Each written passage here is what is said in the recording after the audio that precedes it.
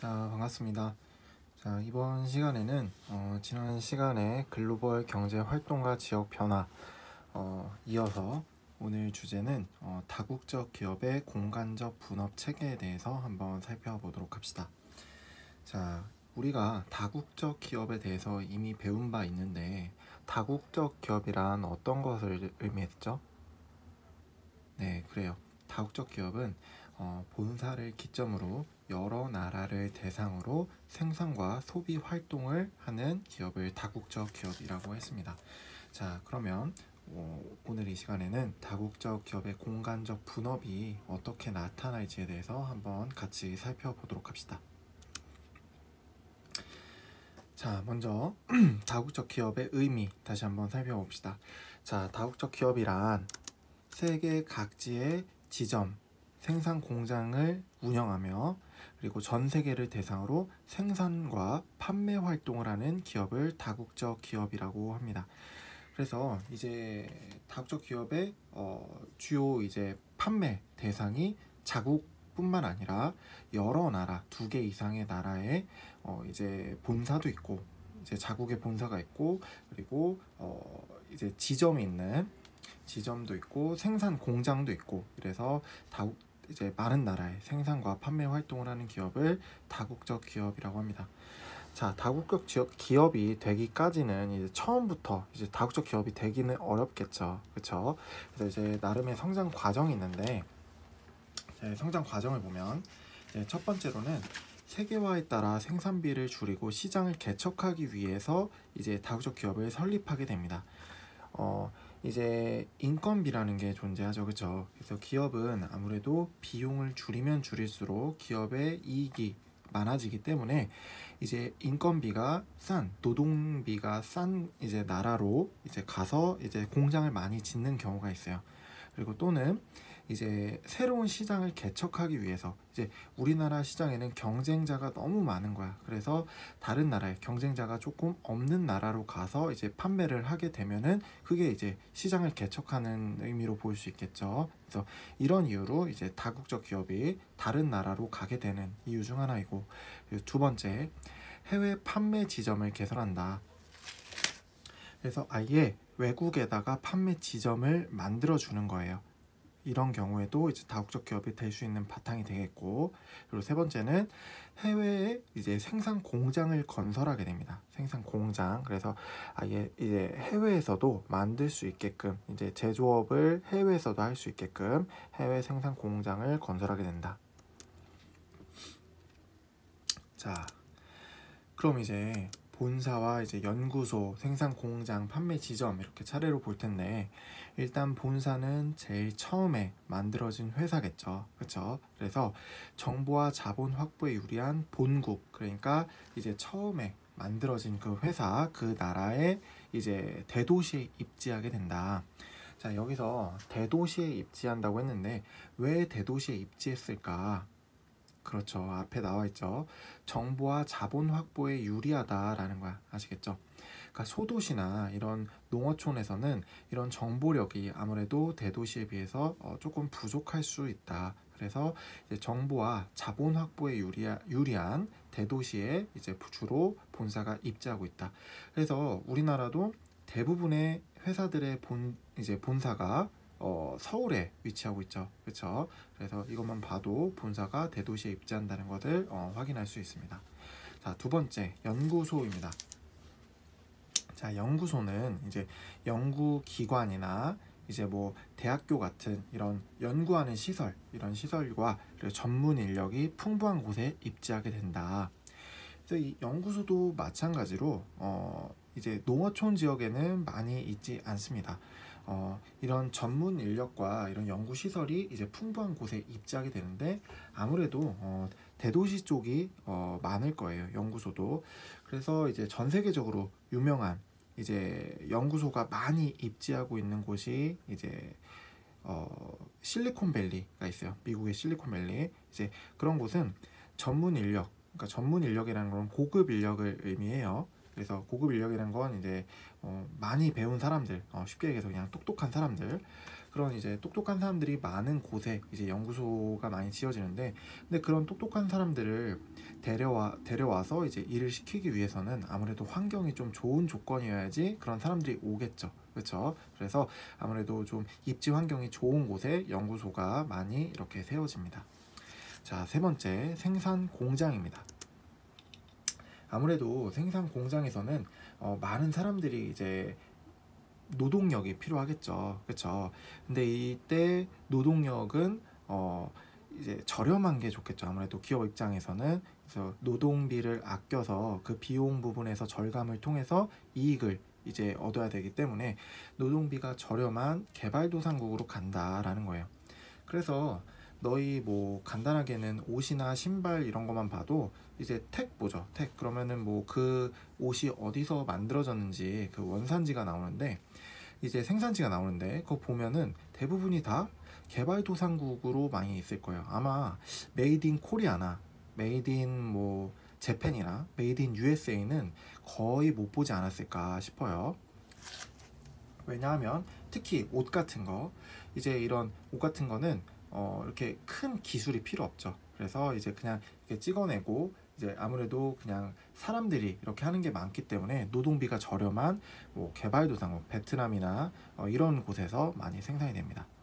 그리고 이제 또 무역 장벽을 극복하기 위해 판매를 하는 국가. 이제 무역을 할 때는 아무래도 관세라든지 이런 벽이 있어요.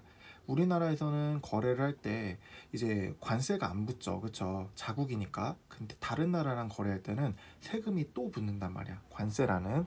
이제 그거를 이제 여러 가지 무역을 가로막는 그런 것들을 무역 장벽이라고 하는데, 근데 이런 무역 장벽을 허물기 위해서 생산 공장을 이제 아예 외국에 지어버리는 거야. 이런 경우에도 생산 공장을 외국에 지을 수 있다. 자, 네 번째. 자, 판매 지점인데, 인구가 너무 많은 거야. 많다는 거는, 인구가 많다는 거 그만큼 잠재적 소비자가 어떻다? 많다라고 볼 수 있겠죠. 이렇거나 아니면은 소득이 높은 지역, 그 지역에 사는 사람들이 평균 소득이 굉장히 높은 거야. 그래서 구매력이 높다라는 거야. 구매력이 높은 그런 지역에 판매 지점을 세운다라는 거지. 아시겠죠?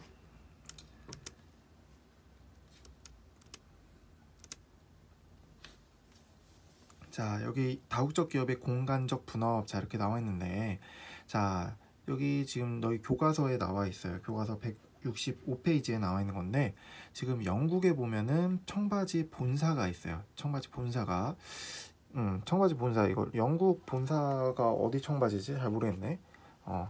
근데 이 영국의 청바지인데, 근데 여기서 다 만들지 않는다는 거야. 영국에서. 일단 청바지에 필요한 게 뭐가 있을까? 일단 원단이 필요하겠죠. 그쵸? 원단 필요할 거고, 그리고 뭐 지퍼도 필요할 거야. 그치? 지퍼도 필요하고, 청바지가 또 워싱도 있고, 뭐 색이 다 다르잖아. 그치? 검은색에서 중청, 연청 굉장히 많죠. 염색하는 기술도 필요할 거고, 청바지에 보면은 그 바느질하는 거, 그 실 색깔도 다 다르잖아. 그런 것도 이제 다 바느질하는데, 이런 바느질도 필요할 거고, 굉장히 이제 다양한 것들이 필요한데, 이런 것들을 영국에서 다 한다는 게 아니라 이제 각 나라에서 이렇게 만들고 있다라는 거야. 영국에 본사가 있어요. 이제 본사는 제품을 얼마만큼 생산할 것인지 결정하고, 그리고 청바지 디자인을 합니다. 디자인.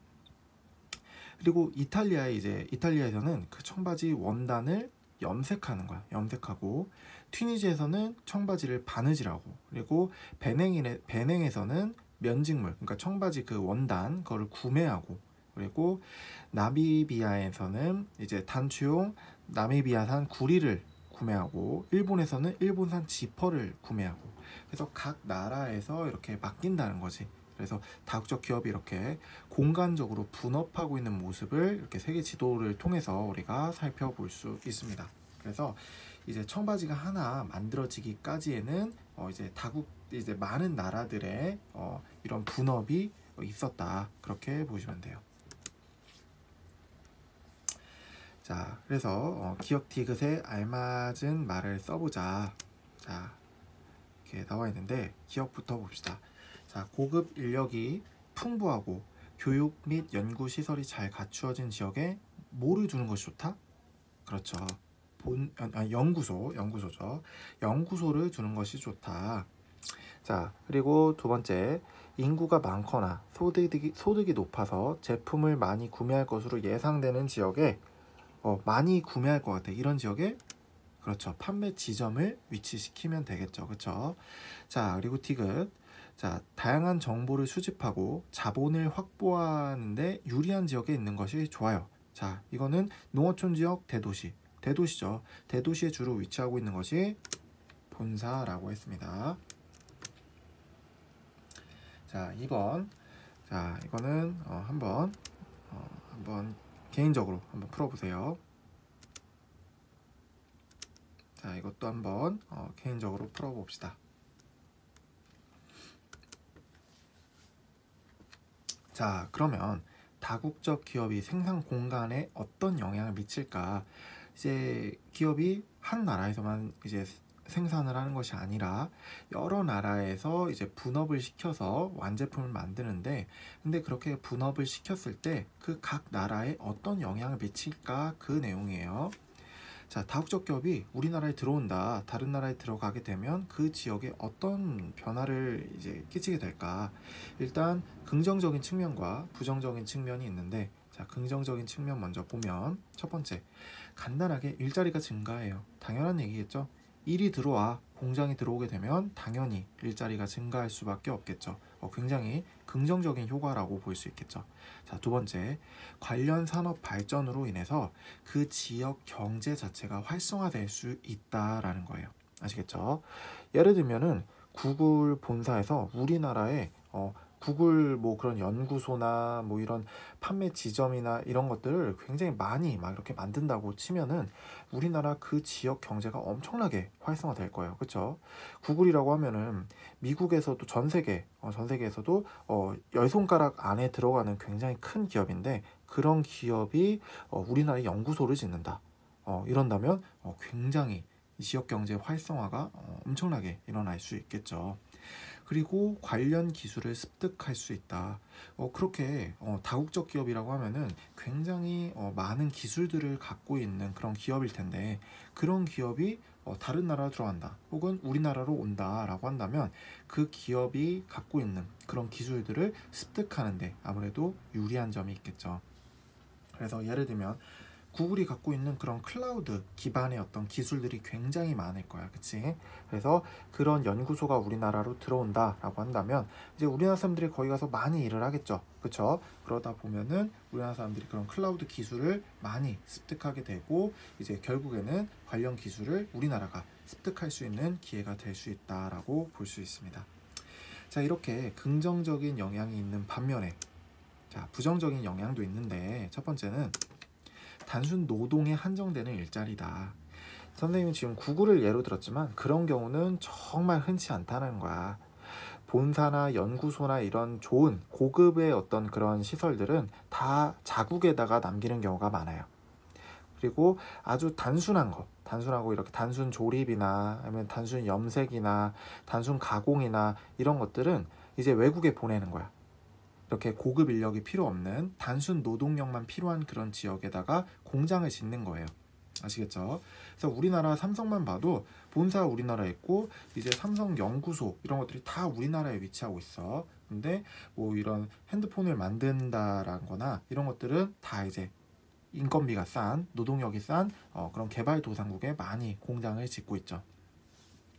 자, 두 번째, 자, 공장 유해 물질로 인한 환경 오염이 있다. 이것도 너무나 당연한 얘기지만 공장을 짓게 되면 거기서 나오는 폐기물이 굉장히 많을 거야. 그치? 그로 인해서 환경 오염이 발생할 수 있다.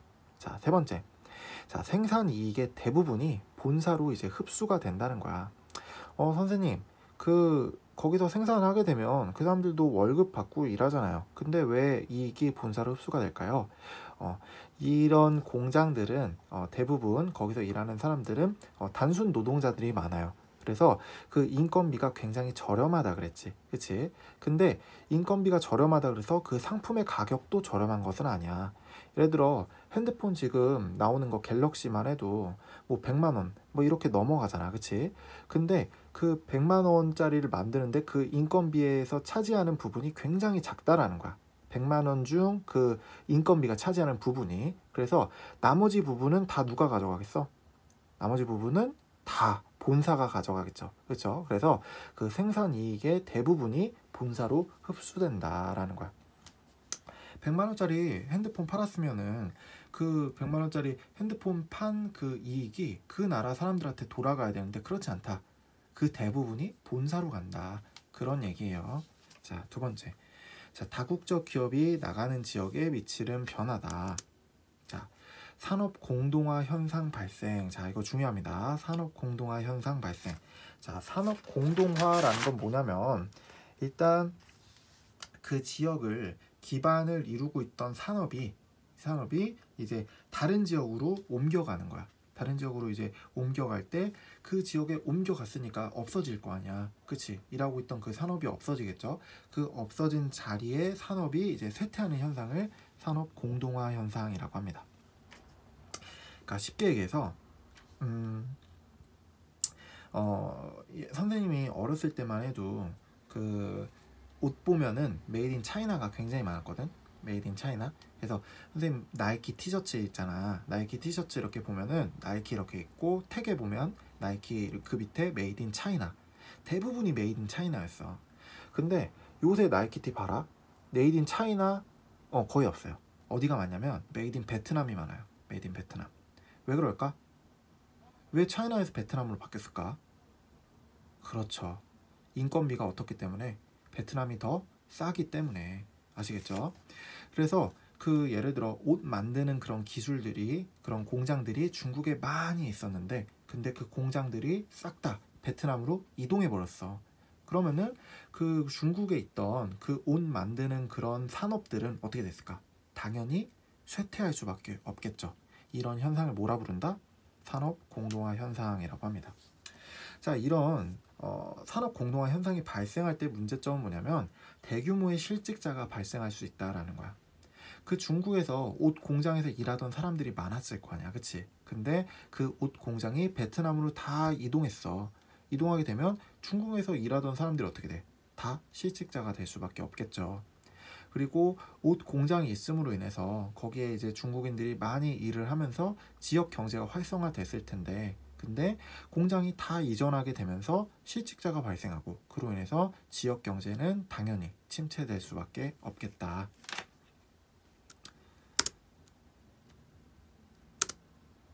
자, 산업 공동화의 사례 나오는데 미국의 이제 디트로이트. 그래서 디트로이트 현황 이렇게 나오죠. 그래서 뭐 부채가 158억 달러, 굉장하죠, 그렇죠? 인구가 이제 180만 명에서 2014년에는 70만 6천 명으로 엄청나게 줄었죠, 그렇죠?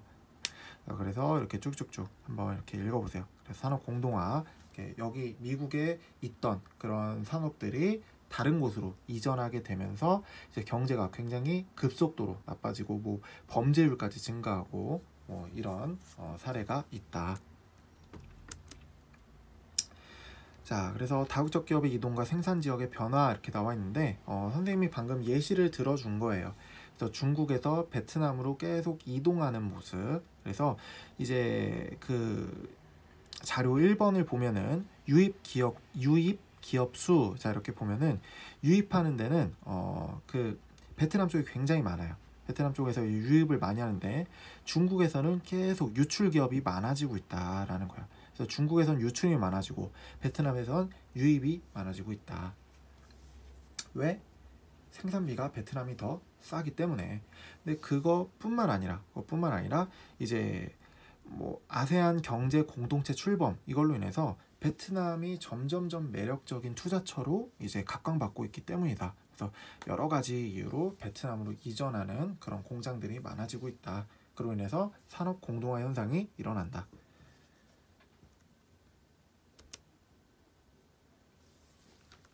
자, 이걸 한번 쭉 살펴보세요. 자, 그래서 생산이 철수하는 중국에서는 아까 말한 것처럼 실업자가 많아지고요. 그로 인해서 지역 경제가 침체되고 대신에 환경 오염은 감소할 수 있겠죠. 공장이 없어지니까 이제 이거 반대로 하면 되겠지. 일자리가 증가하게 되고 베트남에선 지역 경제 활성화되고요. 하지만 환경 오염 발생할 수 있고 관련 기술은 발전될 수 있다. 자, 이렇게 해서 오늘 이번 시간에는 다국적 기업의 공간적 분업 체계에 대해서 한번 살펴봤고요. 자, 다음 시간에는 정보화는 서비스업을 어떻게 변화시키는지에 대해서 같이 한번 살펴보도록 합시다. 자, 고생 많았습니다.